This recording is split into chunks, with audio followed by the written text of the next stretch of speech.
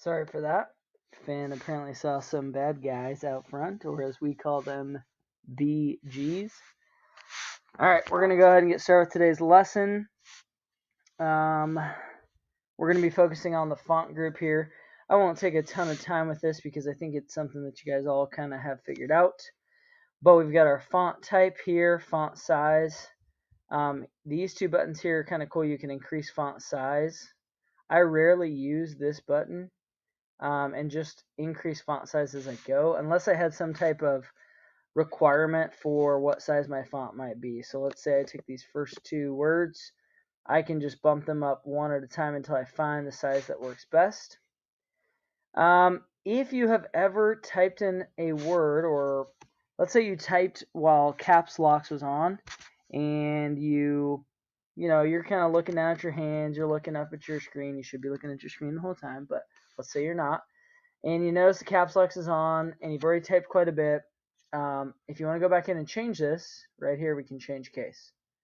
Okay, we have sentence case, which is the first letters capitalized, lowercase, and uppercase. If I click uppercase, it capitalizes everything. I can capitalize each word, which means as I go through a sentence, if I had multiple words, it would capitalize them.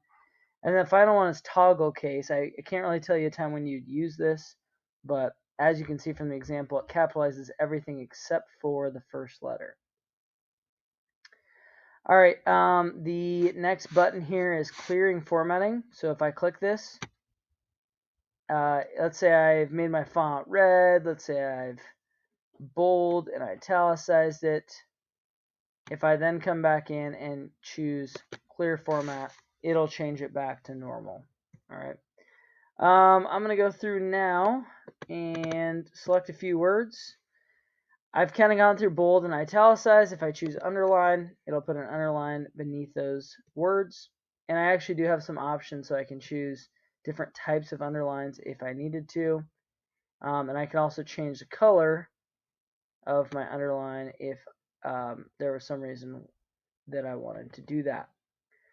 I'm going to go ahead and select the word happy here, and I'm going to choose this next option called highlight, and I'm going to choose pink. Now let's choose this light blue color. So I've highlighted the word happy. Some of the other options I have in here is to do strike through, kind of for like a to-do list. I can take a form of text like H2O, and I can come in here and actually add subscript, which makes that 2 go down below.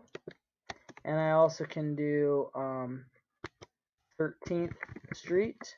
You'll notice there the TH automatically actually goes into a superscript where the letter or the two letters are up above. So the way I remember this, kind of corny, is subscript is like a submarine where it goes down below, and superscript is like Superman, which would fly up high in the sky, so up above.